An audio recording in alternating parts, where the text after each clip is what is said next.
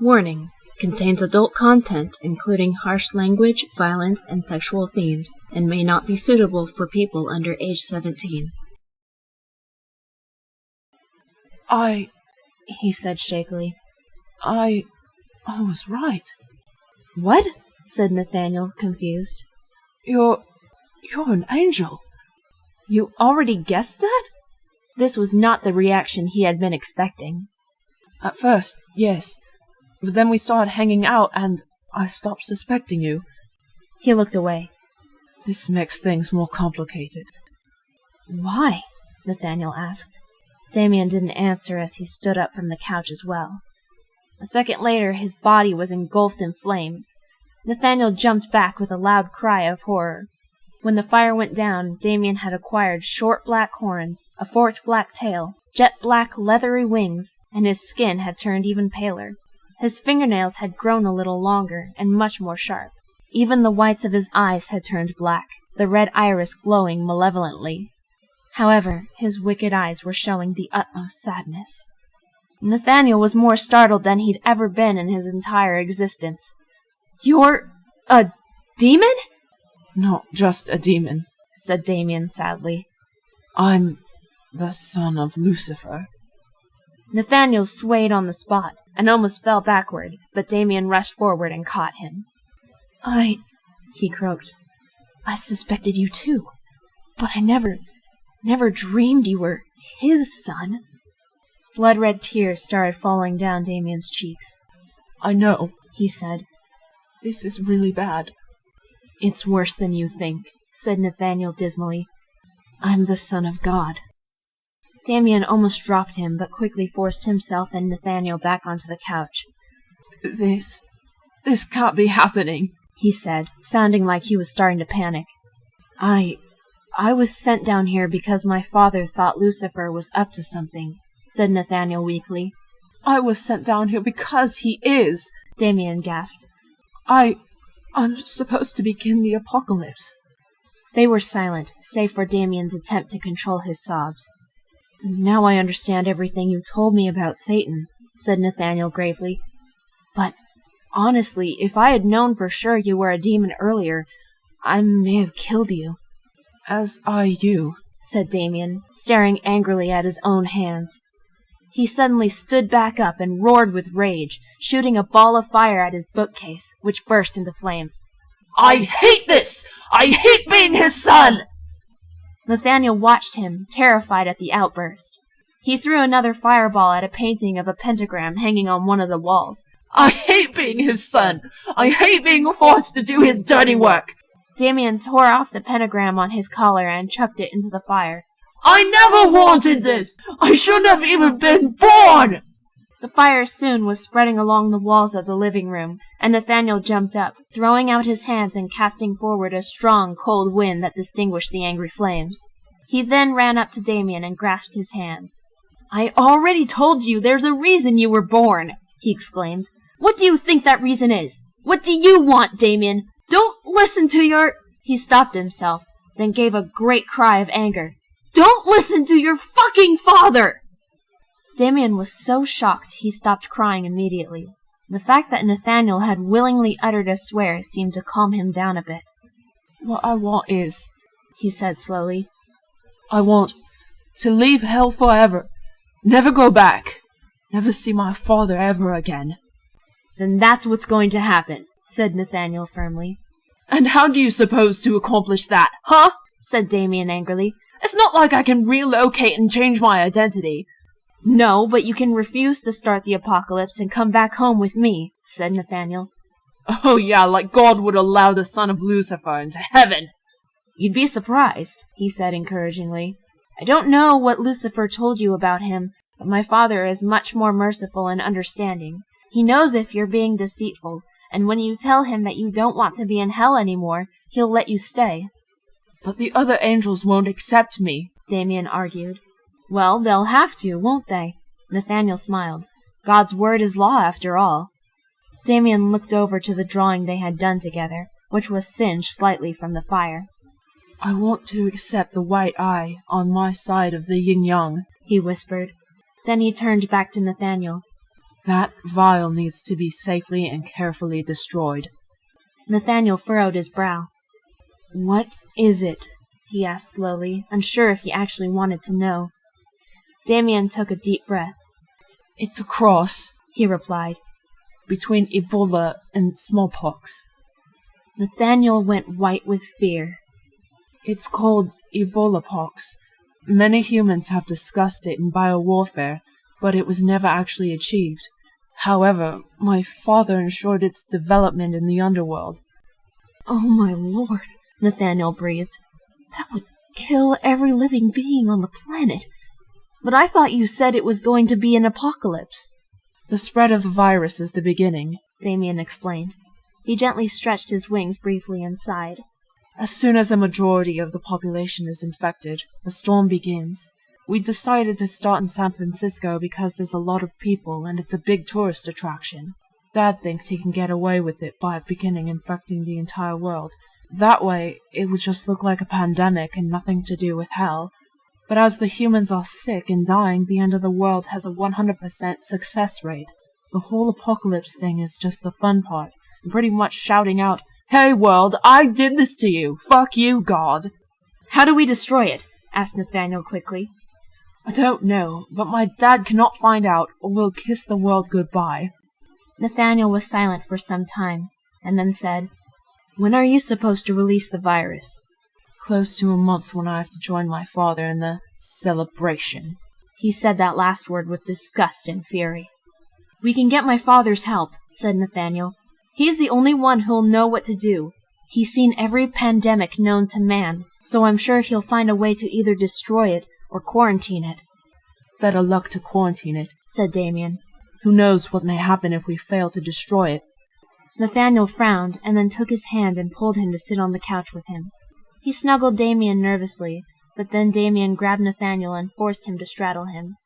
Nathaniel looked into his dark, demonic eyes, but saw the kindness and honesty behind them. He hesitantly and slowly pressed his ivory lips to Damien's stone-white ones. Damien responded by grabbing the hair on the back of Nathaniel's head and kissing him passionately. It was a strange yet beautiful moment. The spawn of evil, blackened, intimidating, and tormented, embracing the seed of holiness, strength, and righteousness. Their contrasting wings wrapped around each other, and Damien's long tail coiled around Nathaniel's waist. They seemed to be united for an eternity, complete harmony between good and evil. As the two embraced, something seemed to happen to every human on earth. People who were depressed had suddenly brightened up and remembered that they had a reason to live. Children bullying fellow students ceased and began apologizing, and the victims accepted them. Murderers, rapists, thieves, criminals of all kinds suddenly distinguished right from wrong, real life and fantasy. Everyone who had had a falling out made up, and for that short amount of time that Nathaniel and Damien were united, the world had finally known the feeling of absolute peace. The two broke apart gently, and Damien's lip was trembling. I'm so sorry for everything I put you through, he said softly. Hate is all I've ever known. I will never blame you, Damien, said Nathaniel. I'm still just so stunned about everything. You being a demon, me being an angel, and our love, Damien suggested. Nathaniel blushed.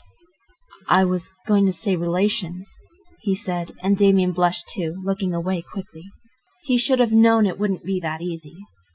I mean, I had never even imagined myself with anyone, let alone another man.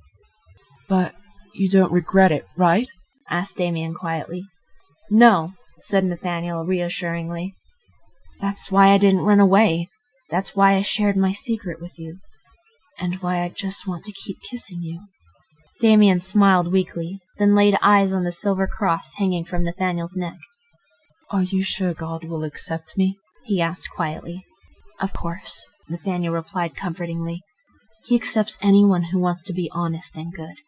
I don't think I'll truly be pure, said Damien. I'll always have that hatred I was born with. That's okay, said Nathaniel. But you won't run amok like Lucifer. True, he said. I wish Mom was still alive. I wish my mother was still here too, agreed Nathaniel. She didn't really die in a plane crash, did she? Nathaniel smiled sadly. No, he replied. She was murdered by a gang of demons. I saw them do it, and so did my little sisters. You have sisters? Yeah, little twins, Ariel and Esther. Damien gave a small laugh. I can't wait to meet them. I've always wanted a sibling. I think you'll get along with Esther well, said Nathaniel. She is the more rebellious one. Suddenly, the phone started to ring. They both looked at it frightfully. That's Dad, said Damien. He's going to ask what I found out about you. What should I say? Say, Nathaniel thought for a moment. Say you're absolutely positive that I'm not an angel and everything will go as planned. What if he asks how I figured out you were human? Damien asked. I don't know. Say there are no scars on my back or something. Right, said Damien nervously, and he got up to answer the phone. Picking up the receiver, he took a deep, shaky breath. Hi, Dad. How's everything going? Asked Lucifer in an oddly casual voice. Good, Damien replied. Everything's going according to plan. Really? And what have you learned about your new friend? Asked Lucifer. Well, Damien said slowly, looking at Nathaniel. I know he's not an angel. He has no scars on his back. Oh, yeah? Said Lucifer calmly. Then you've learned quite a bit about him, I assume? A bit, yes, Damien replied nervously. I've formed a friendship with him just as you had asked. A very close friendship? Lucifer interrupted. Damien was silent for a moment. Yes, he said slowly. I'm sure you two have been having fun. Damien was looking even paler than he already was. A lot of fun. Maybe too much fun. I don't know what you mean, Dad, said Damien. Just then, both him and Nathaniel yelled in surprise as flames combusted from out of nowhere right behind Damien, who dropped the phone. The flames died down, and there stood Lucifer. He was absolutely terrifying. Instead of the pale skin Damien had, he had the darkest red, and his wings and tail were pure onyx. He had 4 horns instead of 2, a pair of long ones on his head, protruding from his white hair, and a shorter pair coming out of his forehead. He had the same eyes as Damien, but he also had jet-black, sharp teeth, and stood about 8 feet tall. Nathaniel and Damien were left in a petrified silence. Lucifer slowly approached Nathaniel, who was trembling uncontrollably. He reached out a horrendous clawed hand and plucked a white feather from Nathaniel's wing. He cried out softly from the pain, pressing a finger to the now bleeding follicle. Lucifer held the feather in his hand, and then it caught fire. Once the flames had ceased, the feather was black. Lucifer crushed it and let the ashes fall to the floor. He turned to Damien. You fucked this angel, he said acidly. You lied to me about him, and you fucked him. How did you find out? Oh, my dear son, I've been keeping an eye on you this whole time. You see, God and I share a nifty little power that allows us to monitor human activity on Earth. As you can guess, I've been using this power to make sure you were doing your job. I assume God has more trust in his child. Damien was shaking with both fear and anger. You can't control me, he hissed. I hate you. I've always hated you. I never asked for this. Lucifer slapped him hard across the face, gashing his cheek with his mighty claws. How dare you speak to your father that way? He bellowed. You are a disappointment to all of hell. I should have done away with you just like I did your tramp of a mother. Damien suddenly launched at Lucifer, punching every area he could possibly reach. It was no good, however. Damien was just no match. Lucifer threw him off as if he were a small animal, and he crashed into the wall.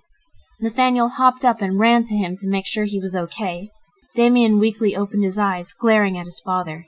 Mum died of misery, he spat. I as good as killed her, said Lucifer. I made her so miserable she killed herself. I'm rather proud of it, actually. Damien looked about ready to lunge again, but Nathaniel held him down. There was a moment of silence before Damien finally spoke. When he did, it was in an uncanny, calm tone. So, He panted, allowing Nathaniel to wipe the blood off his face. what did you plan on doing with me after you've destroyed the world? Lucifer laughed. Excellent question, He said, beginning to pace with his hands clasped behind his back. At first I thought about just throwing you in prison for all eternity, but then I decided to figure out ways to kill you. Damien wasn't listening. He pulled Nathaniel closer, whispering in his ear. When I give the signal, run into the kitchen and grab the vial. It's in a bag of carrots, He murmured. I need you to take it and leave the house. Go back to heaven and have your father get rid of it.